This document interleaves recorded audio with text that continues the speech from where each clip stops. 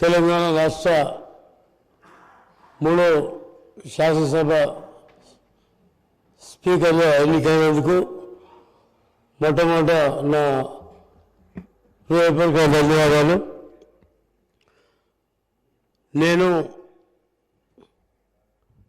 మీరు పవిత్ర స్నేహితులం.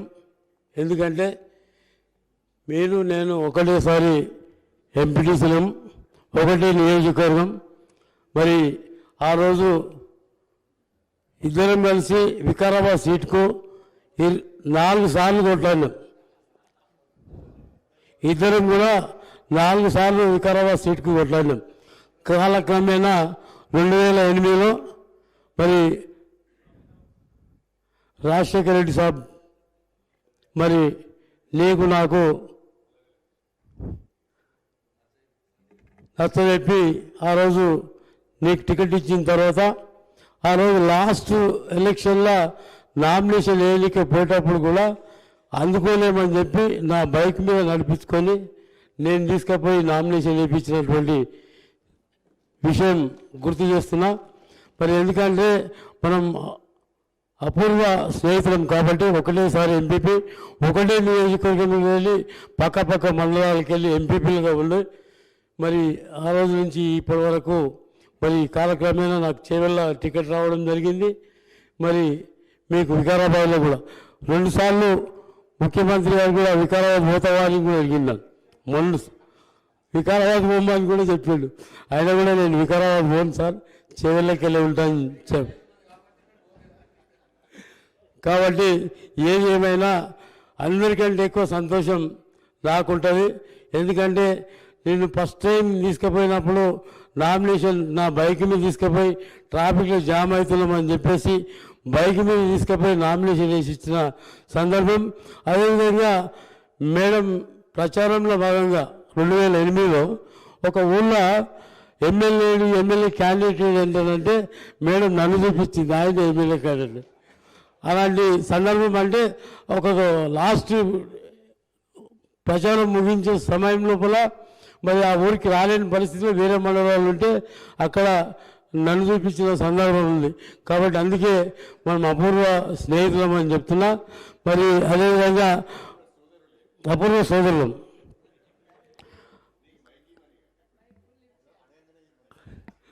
మీరు సభ్యులందరూ కూడా గౌరవ మర్యాదలు, మరి వాళ్ళ హక్కులకు ఎలాంటి భంగం కలగకుండా మరి ఒక దిగువ స్థాయి నుంచి ఉన్నత స్థాయికి ఇలా తెలంగాణ రాష్ట్రం స్పీకర్ స్థానం పవిత్రమైంది, అసెంబ్లీ పవిత్రమైంది. కాబట్టి అత్యున్నత స్థానంలో మీరు ఉన్నందుకు, మిమ్మల్ని ఎంపిక చేసినందుకు, మరి భగవంతుని కృప వల్ల మేము ఎంపిక అయినందుకు మాకందరికీ కూడా హృదయపూర్వక ధన్యవాదాలు. మేమందరం కూడా మీకు మరి ఎల్లప్పుడూ అందుబాటులో ఉండి సభ్యుల హక్కులను కాలరాయకుండా మా యొక్క ధ్వనిని వినిపించేటట్టు మాకు అవకాశాలు కల్పించాలని ఆ భగవంతుని కోరుతూ మరి అవకాశం కల్పించిన మీ అందరికీ కూడా పేరు హృదయపూర్వక ధన్యవాదాలు చెప్తూ సెలవు తీసుకుంటాం. శ్రీ రాజగోపాల్ రెడ్డి గారు.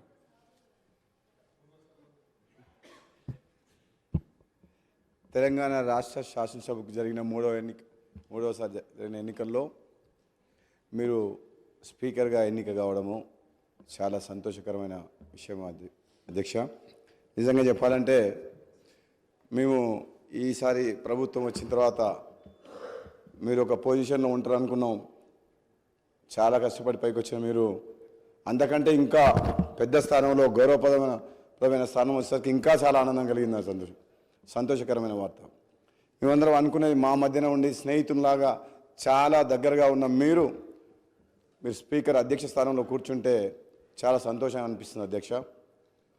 ప్రతిపక్ష సభ్యులు అందరూ కూడా మాట్లాడినప్పుడు వాళ్ళకి సమయం ఇవ్వాలని కోరుతున్నప్పుడు గత శాసనసభలో నేను కూడా 3.5 సంవత్సరాలు పనిచేసిన అధ్యక్ష. అప్పుడు సభ్యుల సంఖ్య ప్రమాణంగా తీసుకొని నిమిషానికి లెక్క పెట్టుకుంటూ మాటకు అడుగడుగున మాకు అడ్డంకులు ఉండేది అధ్యక్ష. కానీ అలా చేయమని నేను ఇప్పుడు చెప్పట్లేదు అధ్యక్ష. సంఖ్యాపరంగా కాకుండా ప్రజా సమస్యల మీద మాట్లాడేటప్పుడు ప్రతిపక్ష సభ్యులకు తగిన సమయం ఇవ్వాలని, అధికారపక్షమైన ప్రతిపక్షమైన ఈ తెలంగాణ రాష్ట్ర ప్రజలు ఎన్నో ఆశలతో తెలంగాణ రాష్ట్రం సాధించుకున్నారు కాబట్టి ఈ ప్రజాస్వామ్యాన్ని కాపాడే విధంగా ప్రశ్నించే గొంతుగా ప్రజల పక్షాన ప్రజాప్రతినిధులుగా ఎన్నికై ఈ సభకు వచ్చిన ప్రతి ఒక్కరికి కూడా వాళ్ళ సమస్యలు కానీ, వాళ్ళ నియోజకవర్గ సమస్యలు కానీ, తెలంగాణ రాష్ట్రంలో ఎన్నో ఆశలతో పెట్టుకున్న ప్రజల సమస్యలు కానీ మాట్లాడే అవకాశం మీరందరికీ కూడా కల్పిస్తారని చెప్పి కోరుకుంటూ, ఒక విధంగా చెప్పాలంటే గతంలో జరిగిన చేదు అనుభవాలను నేను చెప్పదలుచుకోలేదు, కానీ సభ్యులందరికీ కూడా అధికార పక్ష సభ్యుల పార్టీ తరఫున మేము మాటిస్తున్నాం. మీరు ఏది మాట్లాడినా, ఎప్పుడు మాట్లాడినా మన స్పీకర్ గారి ఆధ్వర్యంలో ఈ సభ సజావుగా సాగేందుకు మా అందరి సహకారం కూడా ఉంటుందని తెలియజేస్తూ మీకు మరొకసారి శుభాకాంక్ష తెలియజేస్తూ, దిగ్విజయంగా 5 ఏళ్ల పాటు ఈ పదవిలో ఈ రాష్ట్ర సమస్యల మీద అందరికీ మాట్లాడే అవకాశం ఇస్తారని చెప్పి తెలియజేస్తూ సెలవు తీసుకున్న అధ్యక్ష. Thank you. శ్రీ ఆది శ్రీనివాస్ గారు.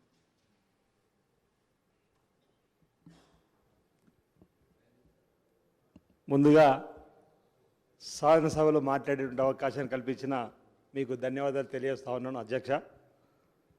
ఈరోజు 3వ తెలంగాణ శాసనసభకు స్పీకర్గా ఎంపికైనందుకు శుభాభినందనలు తెలియజేస్తా ఉన్నాను. మా వేమన నియోజకవర్గ ప్రజల వైపు నుంచి కూడా మీకు శుభాభినందనలు తెలియజేస్తా ఉన్నాను. సభానాయకులు పెద్దలు ఈ రాష్ట్ర ముఖ్యమంత్రి రేవంత్ రెడ్డి గారు మాట్లాడుతున్న సందర్భంలో మీ గురించి అంటే కుటుంబ పరిస్థితి, 8 మంది సోదరిమణుల మధ్యలో మీరు అటు కుటుంబాన్ని సమన్వయపరుస్తూ ముందుకు ఏ విధంగా అయితే సాగారో మీపై ఒక నమ్మకం ఈ శాసనసభను కూడా అదేవిధంగా నడిపిస్తారని ఒక నమ్మకాన్ని వారు వ్యక్తం చేసినటువంటి సందర్భాన్ని, అంటే పల్లెటూరు నుంచి వచ్చినటువంటి వాతావరణంలో గ్రామీణ వాతావరణంలో కుటుంబాన్ని నడపడం, మరి అందులో మీరు సక్సెస్ అయినట్టుగా ఈ శాసనసభలో కూడా నడపడం సక్సెస్ కావాలి సందర్భంగా నేను కోరుతూ, మీ చరిత్ర అంటే ఎన్ఎస్ఐ లీడర్, మేము కూడా విద్యార్థి దశలోనే రాజకీయాల్లో ఉన్నాం. ఎంపీటీసీగా మేము కూడా ఎంపీటీసీగా, ఎంపీపీగా, జెడ్పీటీసీగా, అంటే మీకు స్థానిక సంస్థలో అపార అనుభవం ఉంది.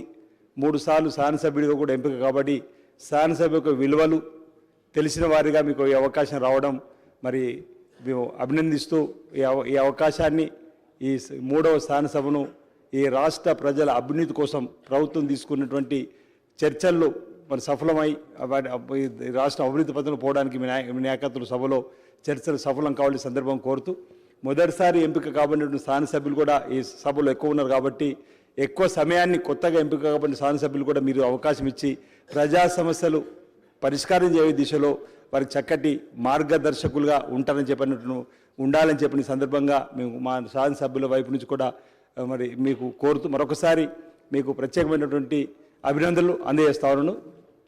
నమస్కారం. శ్రీ రాజ్ ఠాకూర్ గారు.